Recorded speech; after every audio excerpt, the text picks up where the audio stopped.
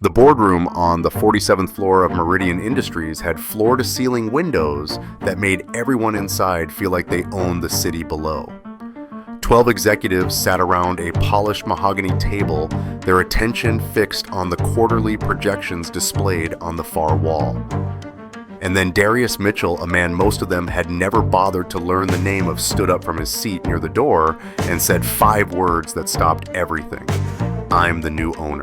Vivian Cross, the 32-year-old billionaire who had built this company from a startup in her garage to a Fortune 500 giant, looked at him and laughed. It was a genuine laugh, the kind reserved for jokes that catch you off guard. She waited for the punchline for someone to explain this interruption, but Darius simply placed a folder on the table, his expression calm, almost apologetic. In the back of his mind, he heard his daughter's voice from that morning. "Text me when you're done, Dad." Darius Mitchell had worked at Meridian Industries for 11 years. He arrived each morning at 7:45, parked in the same spot on the 3rd level of the parking garage, and took the service elevator to avoid the crowds in the main lobby. His badge identified him as a senior systems analyst in the infrastructure division, a department so essential to daily operations that most executives forgot it existed entirely. He liked it that way. Invisibility had become comfortable, like an old coat that fit just right, especially for a black man in spaces where attention rarely came without a cost. He was 44 years old, with the kind of face that people forgot moments after meeting him. Deep brown skin, close-cropped, tight curls, touched with gray at the temples, average height, average build. He wore the same rotation of 3 suits, all purchased from the same department store, all in shades of gray or navy that never drew attention. In meetings, he sat near the back. When he spoke, which was rare, he kept his observations brief and factual. He had learned long ago that corporations rewarded visibility, and he had chosen to opt out of that particular game. His colleagues respected his work without respecting him personally. They forwarded him problems they couldn't solve and expected solutions by morning. He delivered consistently without complaint. No one invited him to after-work drinks. No one asked about his weekend. He existed in that strange professional limbo where competence was acknowledged but never celebrated. What none of them knew was why Darius had chosen this particular form of existence. Every evening he left the office at exactly 5:15. Not a minute later, he drove to Westbrook Elementary School, where his daughter Amara waited on the front steps with her backpack and her latest library book. She was 10 years old, with her mother's warm brown eyes and her father's quiet disposition. 3 years ago, her mother, Simone, had lost a battle with cancer that had lasted 18 months. Darius had promised himself on the day of the funeral that Amara would never feel abandoned.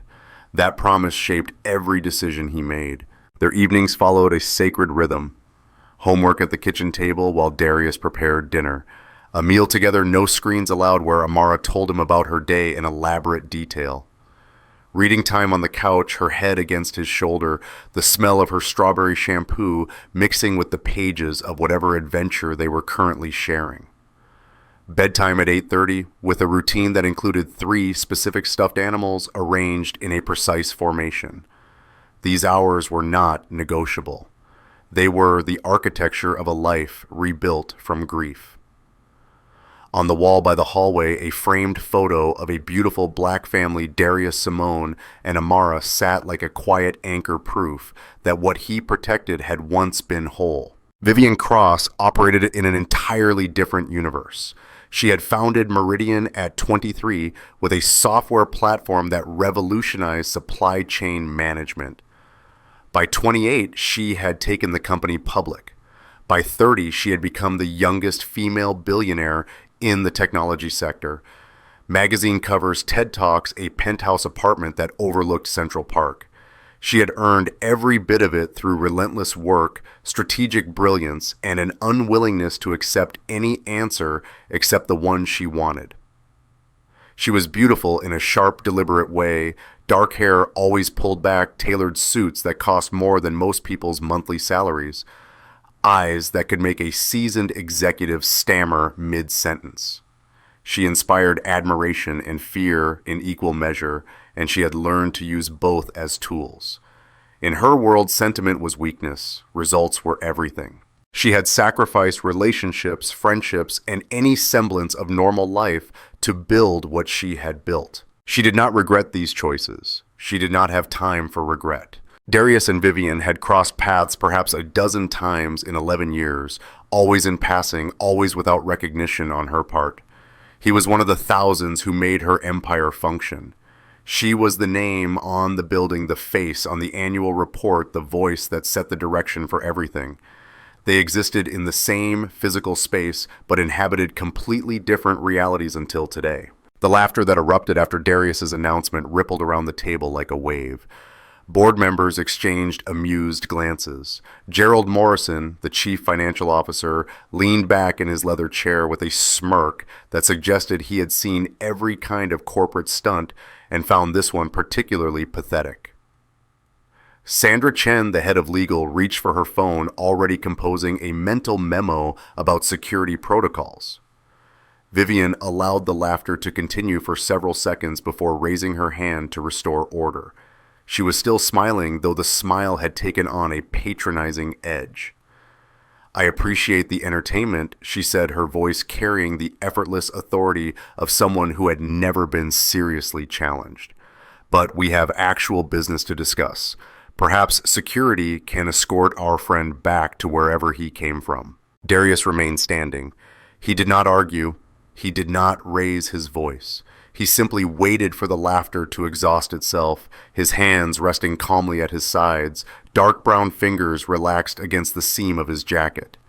There was something unnerving about his stillness, though no one could have articulated exactly why. "Do you even know who I am?" Gerald asked, his tone dripping with condescension. "I've been on this board for 15 years. I've seen people try every scheme imaginable to get a piece of this company. Whatever paperwork you fabricated, it won't survive 5 minutes of scrutiny." Darius met his gaze without flinching. "I'm not asking you to believe me. I'm asking you to read."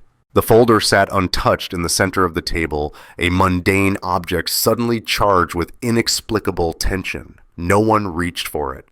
The laughter had faded into an uncomfortable silence. Vivian's smile remained fixed, but something behind her eyes had shifted, calculating, reassessing. Marcus Webb, a junior attorney who had been sitting in on the meeting as an observer, was the first to move. He was 29, ambitious, and eager to prove himself useful. He reached across the table, pulled the folder toward him, and opened it with the casual confidence of someone expecting to expose a fraud. The first page was a cover letter. The second page was a corporate charter dated 14 years ago. The third page made him stop breathing. "Miss Cross," he said quietly, his voice stripped of its earlier certainty, "I think you need to see this." Vivian's smile finally disappeared. She held out her hand, and Marcus passed the folder to her with the careful reverence of someone handling something dangerous. She began reading, her expression shifting through phases of confusion, disbelief, and something that looked almost like fear. Darius glanced at his watch. The meeting had already run longer than he expected. Amara had an art project due tomorrow, and he had promised to help her finish the painted backdrop tonight. He needed to pick up more blue acrylic on the way home. The silence in the room had become suffocating.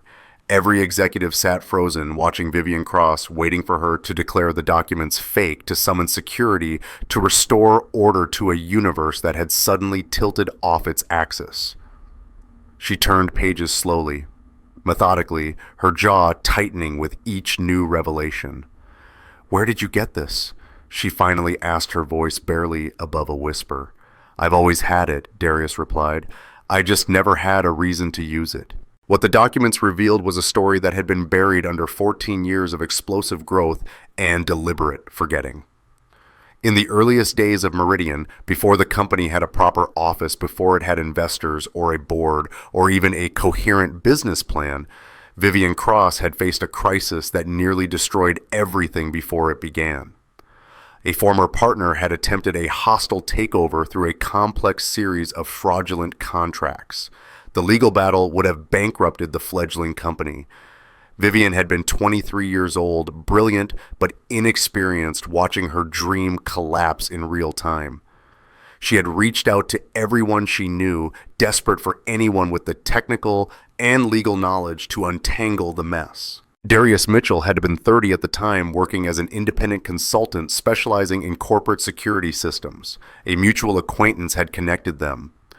For 6 weeks, Darius had worked around the clock, dismantling the fraudulent infrastructure piece by piece, documenting every irregularity, building a case that ultimately saved the company. He had done it without fanfare, without demands, driven by nothing more than the intellectual challenge and a quiet belief that Vivian's vision deserved a chance to succeed. When it was over, Vivian had been so grateful, so convinced that she owed him everything that she had insisted on compensation beyond his consulting fee. Darius had refused cash. He had refused stock options in the traditional sense. Instead, he had asked for something that seemed almost absurd at the time. A contingent ownership clause buried deep in the founding documents, activated only under specific conditions that everyone assumed would never materialize. Vivian had agreed because the company was worth almost nothing then, because Darius had saved her, because she never imagined Meridian would become what it became, or that Darius would quietly join the company years later, content to work in obscurity, while the clause sat dormant in files no one ever reviewed. The specific conditions involved a complex series of triggers related to corporate governance violations. Over the past 3 years, as Meridian grew faster than its internal controls could manage, those triggers had been tripped one by one. The clause had activated automatically. Darius had received the notification 6 months ago. He had spent the intervening time having the documents verified by 3 independent legal firms. "This is impossible," Gerald said, his voice cracking slightly. "We would have found this. Our lawyers would have flagged it. The clause was designed to be overlooked," Darius explained calmly. "That was the point. I helped design your document management system when I joined the company. I knew exactly where something like this would disappear." Vivian looked up from the papers, her expression unreadable. For the first time in years, she faced a situation where her usual tools were useless. She could not intimidate this man into backing down. She could not outmaneuver him with resources or connections. The legal foundation of her own company had just revealed a crack she had forgotten existed. "What do you want?" she asked. The question hung in the air. Every executive leaned forward, expecting to hear demands for money, for power, for the kind of revenge that corporate dramas were built upon. This was the moment where the quiet man would reveal his true colors, would expose the ambition that had been hiding behind 11 years of calculated invisibility. "I want to go home," Darius said. "I have dinner to make." No one laughed this time. The answer was too strange, too disorienting to process as a joke. "You have controlling interest in a company worth $47 billion, Sandra Chen said slowly, as if explaining something to a child. "And you want to go home and make dinner?" Darius nodded. "My daughter is expecting me." Vivian studied him with the intensity she usually reserved for acquisition targets. She was looking for the angle, the hidden agenda, the leverage he was building toward. She found nothing but a tired man who genuinely seemed more concerned about traffic than about the empire he had just claimed. "You've known about this for 6 months, she said. "You could have called a press conference. You could have sent lawyers. You could have destroyed everything I've built. Why walk into a board meeting like this? Why tell us to our faces? Because destroying things was never the point," Darius replied. "I didn't activate this clause. The company's own problems did. I'm just the person who noticed." For the first time in as long as anyone could remember, Vivian Cross did not have a response prepared. She had built her entire identity around control, around always being 3 moves ahead. Now she sat in her own boardroom facing a man who held power over her and seemed genuinely uninterested in using it. "We need to talk," she said finally, privately. The conference room on the 45th floor was smaller than the main boardroom designed for sensitive negotiations rather than ceremonial displays of power. Vivian dismissed her assistant, closed the door herself, and sat down across from Darius at a table that could seat 8 but held only 2. "No lawyers," she said. "No witnesses. Just tell me what this is really about." Darius settled into his chair with the careful movements of someone whose body remembered years of long hours at a desk. "You want a motive that makes sense to you, something you can negotiate against. I'm sorry to disappoint you. Everyone wants something. Everyone wants many things. The question is what we're willing to sacrifice to get them." He paused, choosing his words carefully. 14 years ago, I helped you because the problem was interesting and because you seemed like someone worth helping. I didn't expect anything in return. You insisted on the clause. I accepted it because refusing would have hurt your pride." Vivian's expression flickered with something that might have been recognition. She had been so young then, so desperate, so convinced that gratitude required grand gestures. Then why activate it now? Why come forward at all? "Because the company is breaking," Darius said simply. "The governance problems that triggered the clause aren't abstract legal technicalities. They're symptoms of a culture that stopped paying attention to the things that matter. I've watched it happen from the inside for 11 years. Good people leaving because they're not valued. Bad decisions made because no one feels safe disagreeing with leadership. The same problems that almost destroyed you in the beginning are growing back, just wearing nicer suits." Vivian wanted to argue to defend the empire she had built, but something in Darius's voice stopped her. He wasn't attacking. He wasn't accusing. He was simply describing what he had observed with the detached precision of someone who had spent a career analyzing systems. "You could have sent a memo," she said, her voice softer. "Now I've sent 12 over 3 years. They disappeared into the same document management system I designed." The admission struck Vivian harder than she expected. She thought of the countless reports that crossed her desk, the filtered summaries prepared by assistants who knew what she wanted to hear, the isolation that came with being the person everyone was afraid of. "My wife was diagnosed 4 years ago," Darius continued. "Cancer, the aggressive kind. She fought for 18 months. During that time, I learned something important. There is no amount of money or power or status that matters when you're holding someone's hand in a hospital room at 3 in the morning." He looked down at his hands for a moment, the memory sitting there like weight. "I stayed at this company because the work was stable and the hours were predictable. I needed to be present for my daughter. I needed to be home for dinner. That has been my priority. It still is." Vivian was quiet for a long moment. She had heard stories like this before, of course. Employees with sick relatives, with personal tragedies, with lives outside the office. She had always processed them as abstractions, as variables to be managed rather than realities to be understood. "What do you want me to do?" she asked. And for once, the question was genuine. What you should have been doing all along. Listen not to me specifically, but to the people who keep this company running while being treated like furniture. Fix the systems that reward loyalty with invisibility. Build something that doesn't require fear to function. And the ownership clause, we can structure something that makes sense. I don't want to run a company. I want to pick my daughter up from school and help her with her homework and read books on the couch until she falls asleep. That's my life. That's what I chose. I'm not looking to trade it for something larger." The sincerity in his voice was disorienting. Vivian had spent her entire career surrounded by people who wanted more, always more, whose ambitions expanded to fill whatever space was available. Darius's contentment with a small, quiet life seemed almost alien. "You could sell your stake," she said carefully. "The numbers would be life-changing.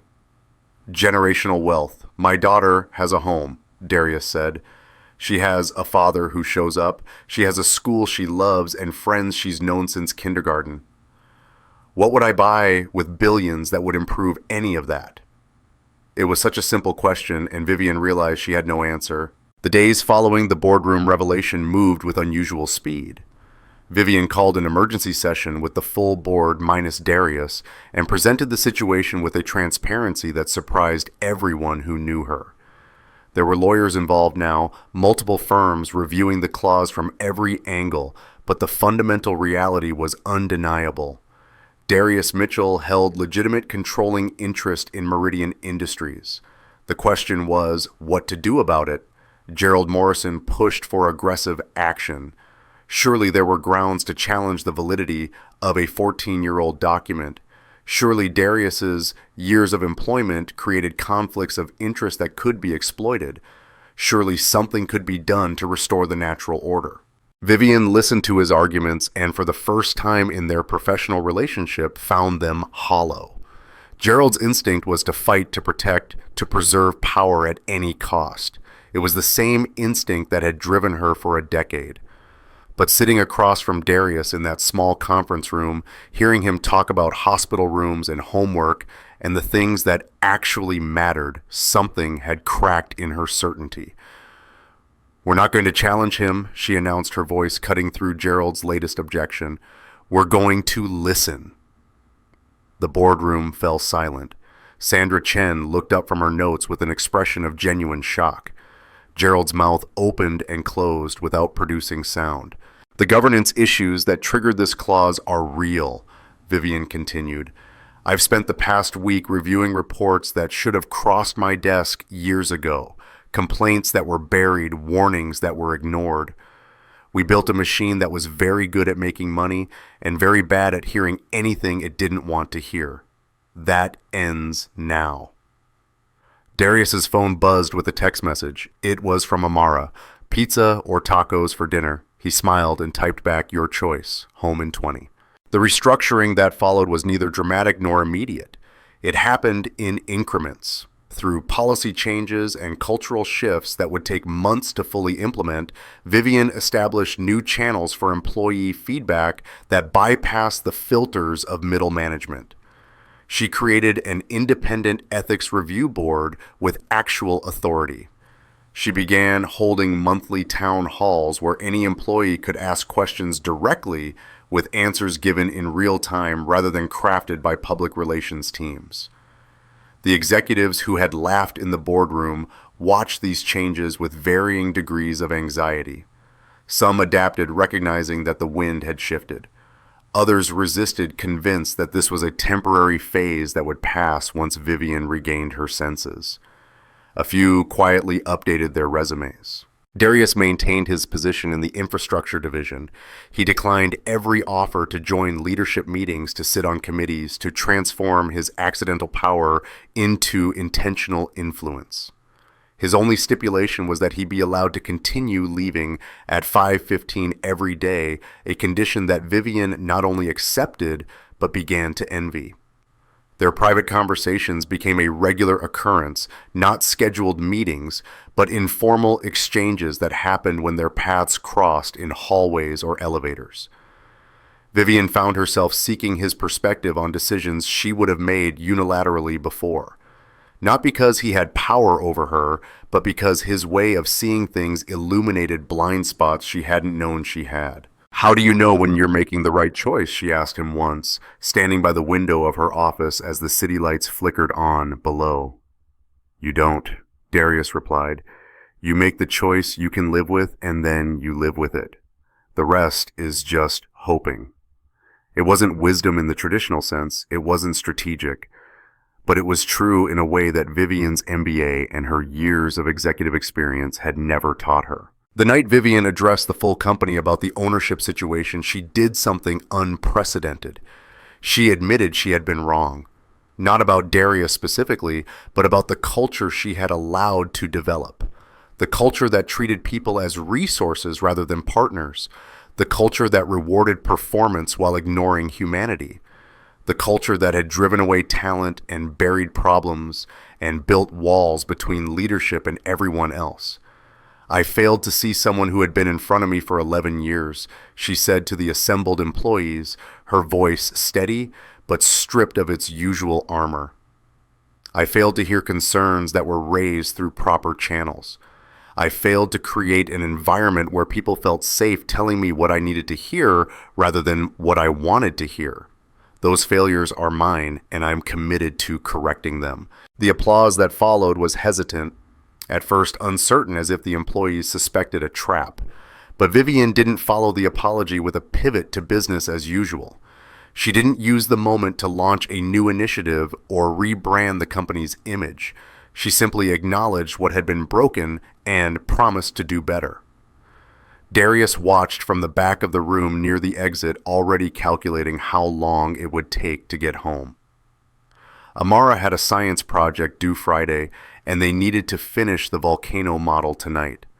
But something made him pause, made him stay for Vivian's entire speech. Perhaps it was the recognition that change, when it actually happened, was worth witnessing. Afterward, several colleagues approached him with questions he didn't know how to answer. What was it like to own the company? What did he plan to do with his power? Was this all part of some elaborate long game? He deflected with the same patience he used with Amara when she asked questions about things too complicated for simple answers. The formal restructuring of ownership took 3 months to finalize. Darius retained a significant stake, but transferred operational control back to existing leadership through a trust structure that satisfied both legal requirements and his personal desire to remain uninvolved. He negotiated certain protections for employee welfare into the company's bylaws changes that would survive regardless of who led Meridian in the future. Then he returned to his desk in the infrastructure division and resumed his normal routine. The board meeting that officially announced these changes was Darius's last appearance in the executive suite. He signed the necessary documents, shook hands with people who had once dismissed him as furniture, and walked to the elevator without looking back. Vivian caught up with him before the doors closed. "I never thanked you," she said. "Not just for back then for saving the company when it was nothing, but for now, for giving me a chance to see what I'd become." Darius smiled. The same quiet smile he gave Amara when she showed him a drawing she was proud of. "You did the hard part," he said. "Seeing is just the beginning. Changing is what matters. Will you at least stay for the reception? The board wants to acknowledge everything properly. I appreciate the offer, but I have somewhere to be." Vivian nodded, understanding now what she hadn't understood before. "The dinner that matters." "The dinner that matters," he confirmed. The elevator doors opened on the lobby. Darius stepped out into the marble atrium, past the security desk where the guards had finally learned his name through the revolving doors, and into the evening air of a city that had no idea what had just happened on the 47th floor. His car was where he always parked it. Third level of the garage, same spot for 11 years. He drove through traffic that was lighter than expected, made good time on the crosstown route, and pulled into his driveway just as the streetlights flickered on. Amara met him at the door with her backpack and her latest library book and a smile that made every compromise he had ever made worthwhile. "You're home," she said, as if there had ever been any doubt. "I'm home." They made dinner together, pasta with the red sauce she had learned to love when her mother was still teaching her to cook. They worked on the volcano model, layering paper mache and mixing the baking soda solution that would create the eruption for Friday's presentation. They read together on the couch a chapter about a girl who discovered a secret world behind her grandmother's garden until Amara's eyes grew heavy and her head found its familiar place against his shoulder. Darius carried her to bed, arranged the 3 stuffed animals in their precise formation, and kissed her forehead in the dark. "Dad," she murmured, already half asleep. "Yeah, was your meeting important today?" He thought about the boardroom and the billions and the look on Vivian Cross's face when her empire shifted beneath her feet. "Not as important as this," he said. She was asleep before he finished the sentence. Vivian stayed late at the office that night, as she had most nights for the past decade. But instead of reviewing reports or preparing for tomorrow's battles, she stood at the window of her penthouse office and looked out at the city that had once felt like her conquest. The lights below represented millions of lives she had never considered. Families having dinner, parents helping with homework, people choosing small, quiet moments over grand ambitions. She had always pitied that kind of existence, had always believed that settling for less was a failure of vision or courage. Now she wondered if she had been measuring the wrong things entirely. Her phone buzzed with messages from board members and journalists and investors, all wanting to discuss the ownership announcement, all demanding attention she no longer felt compelled to give. She silenced the notifications and continued staring at the lights. Somewhere out there, Darius Mitchell was putting his daughter to bed, closing a chapter in a book about secret gardens, returning to a life that had never needed her company to be complete. He had held power over everything she had built, and he had chosen to walk away because dinner with a 10-year-old mattered more. Vivian did not know if she envied him or admired him or simply failed to understand him, perhaps all three. But she knew with a certainty that surprised her that something in her had permanently changed. She would never be the person Darius was. She had made different choices, sacrificed different things, built her identity around achievements that required constant motion to maintain, but she could be better than she had been. She could listen more and dictate less. She could remember that the people who worked for her were people, not resources. She could build something that did not require fear to function. It would not be easy, it would not be natural, but it was the choice she could live with. The city lights continued to flicker below, indifferent to the woman watching them. In the morning, there would be more meetings, more decisions, more battles to fight. But tonight, for the first time in as long as she could remember, Vivian Cross allowed herself to simply stand still. In his small house in the suburbs, Darius Mitchell finished the dishes, checked that the doors were locked, and settled into the armchair where he had once sat with his wife watching television shows. Neither of them really cared about content, just to be together at the end of another ordinary day. The chair was too big for one person. It had always been too big, but he had kept it because getting rid of it felt like getting rid of the life it represented. He thought about the boardroom, about the laughter that had turned to silence, about Vivian's face when she realized her empire had a foundation she had forgotten. He thought about the billions he had signed away, the power he had held, and released the future he could have built if he had wanted to build it. None of it troubled him. The choice had been obvious from the moment Amara was born. From the moment he understood that fatherhood was not a role you performed, but a life you lived every day in small moments that accumulated into something larger than any achievement. He had never wanted to own a company. He had wanted to be present when his daughter showed him her art projects. He had wanted to be home for dinner. He had wanted to read books on the couch until she fell asleep and carry her to bed and kiss her forehead in the dark. These were not compromises. They were not failures of ambition. They were the things that mattered, the things that would remain when everything else faded away. Tomorrow he would return to work. He would sit at his desk in the infrastructure division and solve problems that no one would thank him for solving. He would leave at 5:15 and pick up Amara from school and ask about her day and make dinner and do it all again.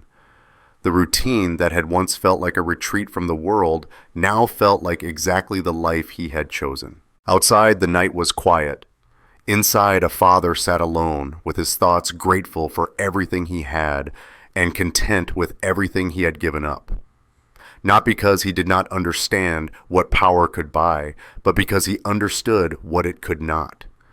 And that understanding, hard won through grief and love and the daily practice of showing up, was worth more than any signature on any document in any boardroom anywhere. The volcano model sat drying on the kitchen counter, ready for the presentation on Friday. 3 stuffed animals guarded a sleeping girl in a room down the hall. A house held its breath in the ordinary darkness of an ordinary night. This was the life Darius Mitchell had chosen, and he would choose it again tomorrow and the day after, and every day until choosing was no longer necessary. Because some victories do not require an audience, some power does not need to be used. And some men find their purpose not in the heights they climb, but in the ground where they choose to.